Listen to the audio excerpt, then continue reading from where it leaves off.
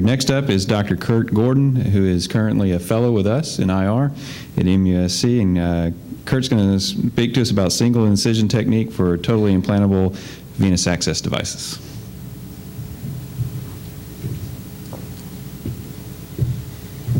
Hi, I'm Kurt Gordon. I'm here to talk about basically the single incision technique for tunnel venous access. And venous access is kind of like oxygen. You don't really think about it till you can't get it. So this is basically the overview of the talk. We'll just cover the single incision technique. What is it? Why do we care? How is it done? And then look at the positives and negatives of it. First, what is it? It's a technique where you gain tunnel jugular access without the neck incision customarily performed. It was first described by Bradley Glenn in JVIR 2007. Why do we care? There were over 400,000 ports sold in the US each year. When you add in the tunnel catheters for hemodialysis, bone marrow transplant, plasmapheresis, which the usual location is the chest, the result is that there's a lot of tunnel venous access each year. How's it done? I'm a picture guy, so I'm just going to roll through this. You start with your general prep. The black line denotes the clavicle. The black dot is just over the jugular for demonstration purposes.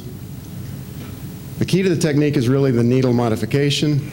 You take your wire, turn it around to the back end, use it as a mandrel to bend the needle over your thumb so that the needle will not kink.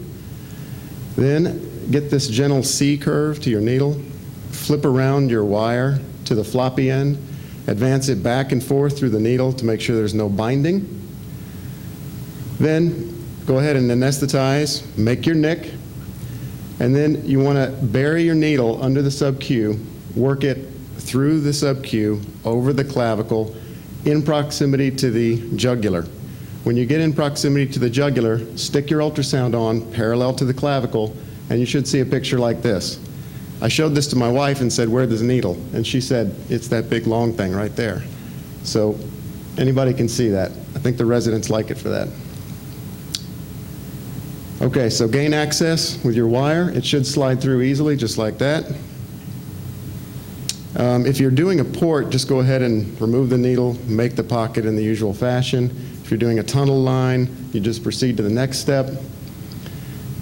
You take your 4 French micropuncture sheath, advance it over the wire, then use your index finger and your thumb to advance while putting gentle pressure over the jugular so the sheath won't buckle. Advance that through slowly and it's tunneling for you. Should look like that when it goes through. Then go ahead and exchange the 018 for an 035 stiff glide. When this was originally described, it was a Rosen wire and a vascular sheath, but I found the stiff glide works better.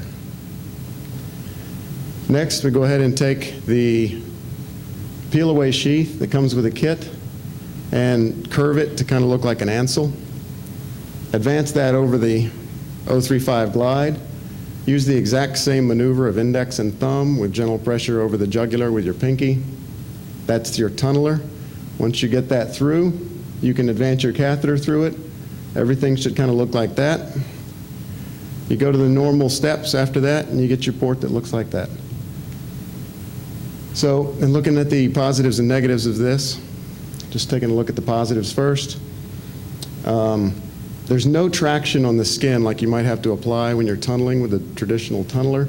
When you get those real sick patients from the ICU, they have graft versus host, or they're autoimmune, and their skin is not intact, you can tear, like shown there. There's no free-form tunneling where you're just digging through the skin in spurts, and so it becomes a very repeatable process. I came from mechanical engineering and manufacturing, so this is like an assembly gauge, and you can see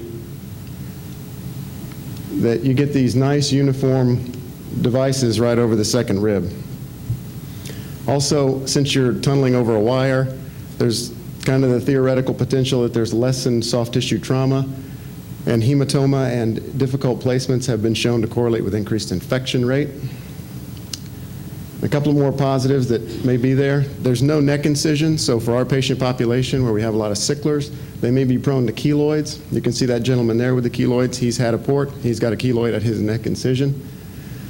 We have trouble with tracheostomy sometimes, so it keeps you from having to manipulate too much around the trachea.